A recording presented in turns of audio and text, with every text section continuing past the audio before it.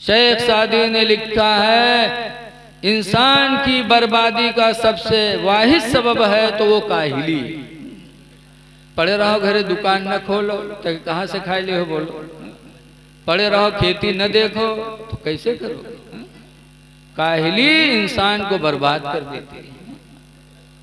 बताते दुई ठोरे काहिल रहे और स्टाफ की दोस्ती हो जाती, दुई ठोरे काहिल रहे दोनों दोस्ती हो गई। एक दिन दोनों काहिल निकले सफर में तो रास्ते में यह बैर के बिरवा देखें पकी पकी बैर लाग रहे, तो दोनों काहिल वो बिरवा के नीचे लेट गए कि लेटो को यही तूर के खवाए दे तो खाए लिया जी। तो लेटे दोनों। इत्तेफाक से एक बैर बहुत पकी हुई थी तो पकी पकी बैर गिरी। जब गिरी तो दोनों देखें, सोचे कि कोई आवत तो उठाए कि मुंह में रख ले तो खाए लिया जाए। इतने बड़े काहिल लेटे। इत्तेफाक से एक मुसाफिर गुजरा तो एक काहिल मुँह में से पुकारिश कैसे इधर आ इधर, तो मुसाफिर आवा तो कहे दे बैरिया उठा के हमरे मुंह में दे दे, तो उठा के दे दी तो कह जाए ला। तो फिर पुकारिश कही इधर आ रहे कहाँ जाते रे, मुंह के बीवा को निकाली रे, बीवा तो निकाल दे। तो लौटा तो दुई लात मारी, कही सारे बीओ मुंह के नहीं निकाल सकत हो।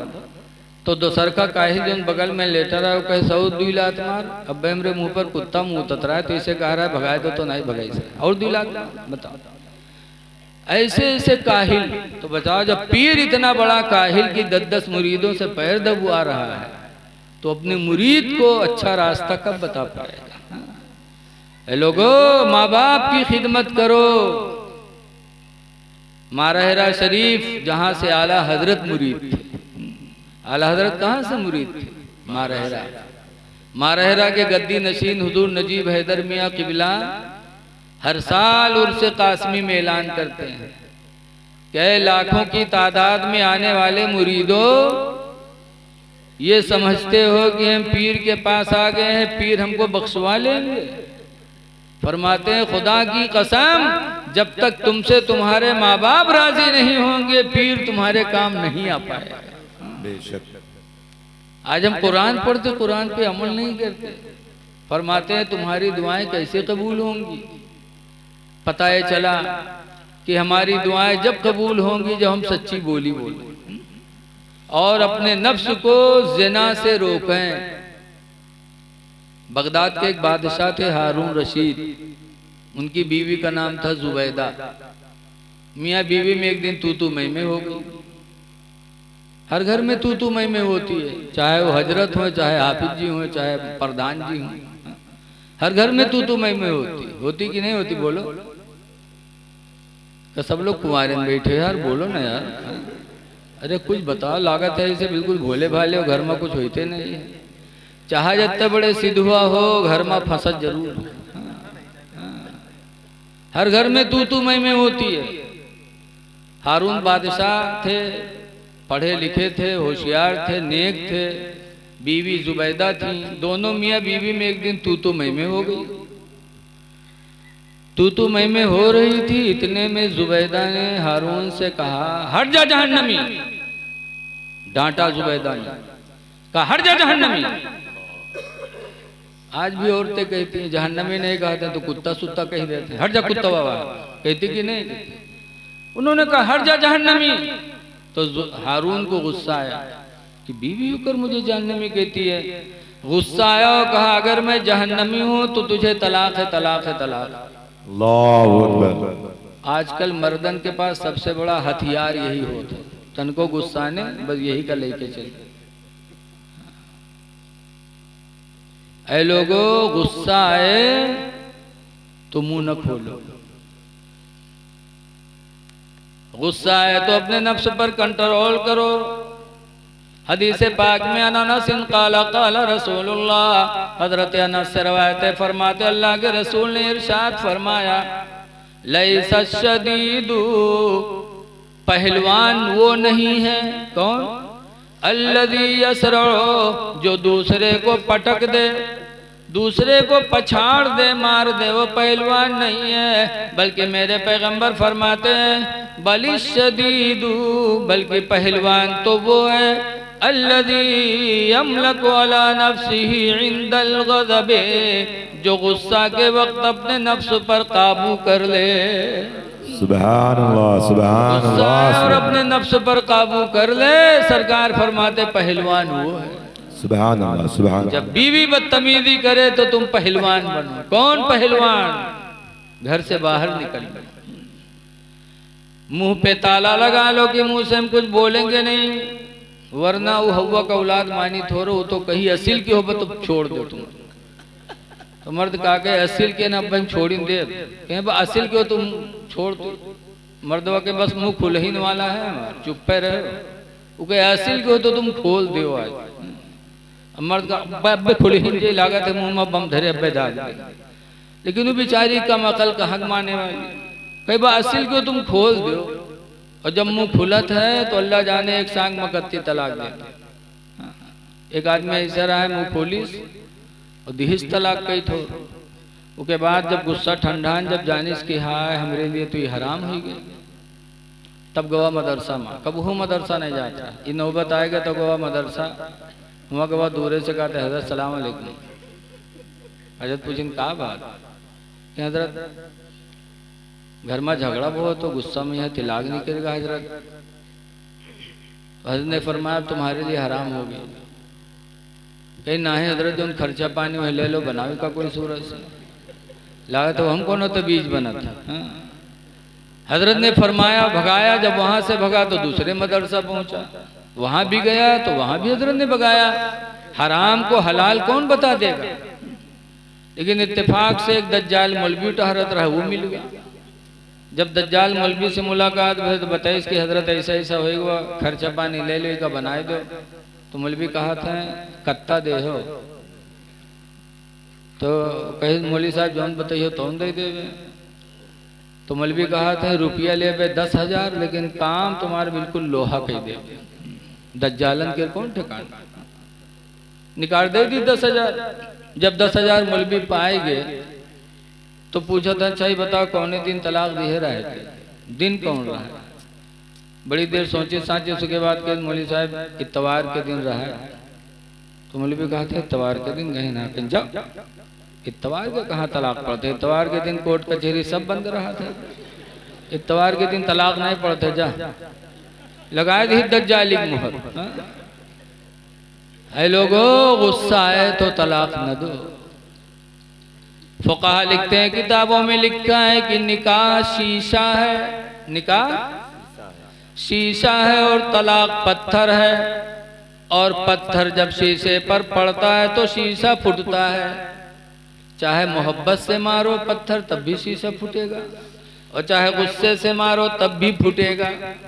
इसलिए जब भी तलाक दोगे तलाक पड़ेगी, इसलिए तलाक न दो। ये सोच लो कि मेरे पैगंबर ने निकाह किया है, तलाक नहीं दिया है।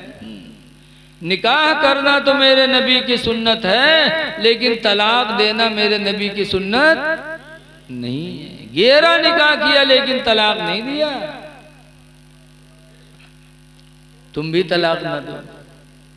हाँ, एक सूरत में तलाक देना इस्लाम ने हुक्म किया है। वो कौन सी सूरत है? कि शादी होने के बाद मर्द नामर्द हो जाए, कुव्वते मर्दानगी चली जाए, और इलाज के बाद भी मर्दानगी कुव्वत न लौटे, तो ऐसे पर तलाक देना वाजिब है। क्या है? नहीं देगा तलाक तो गुनहगार है। तलाक दे दे ताकि वो औरत किसी मर्द से शादी कर कर अपनी जिंदगी खुशगवार कर ले। तो एक सूरत है नामर्दी की, यानी मर्द मेहरा हो तो तलाक दे दे, और मर्द हो तो तलाक न दे। अब याद रखो अपने मोहल्ला में जो तिलाक दिहिस तो जान जाओ का हो, मेहरा है मेहरा।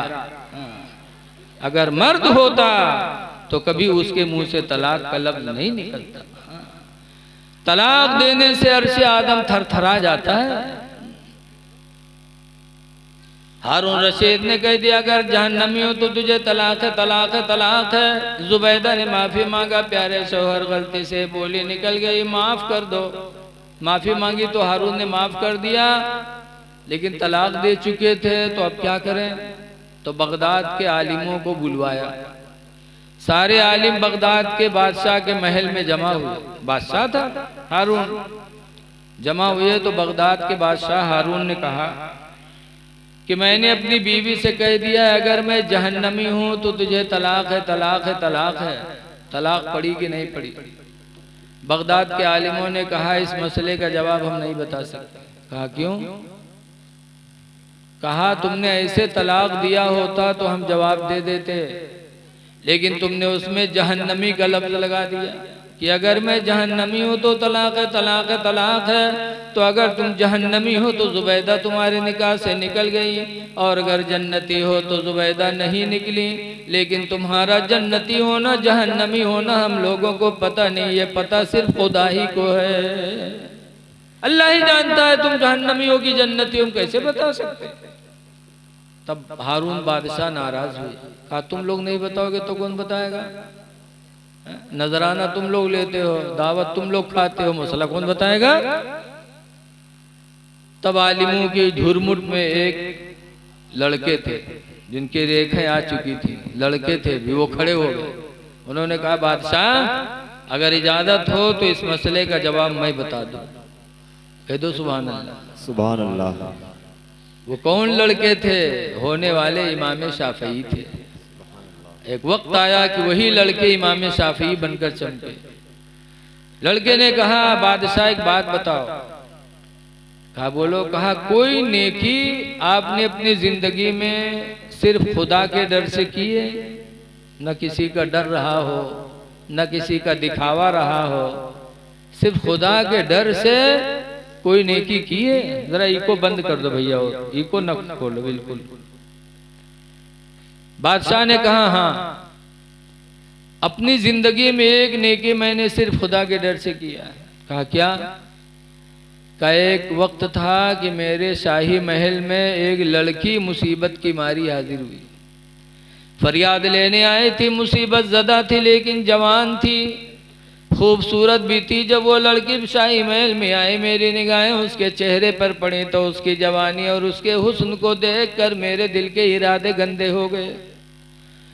मैं इरादा किया, उठा, ज़िना करने की नीयत से उसकी तरफ बढ़ा तो उस लड़की ने कहा था हारून आज तुम बादशाह जरूर हो, पुलिस तुम्हारे कब्जे में, फौज तुम्हारे कब्जे में, पुलिस और फौज का तुम्हें डर नहीं है, और शाही महल है इसके अंदर कोई देख भी नहीं रहा है, किसी के दिखावे का भी डर नहीं।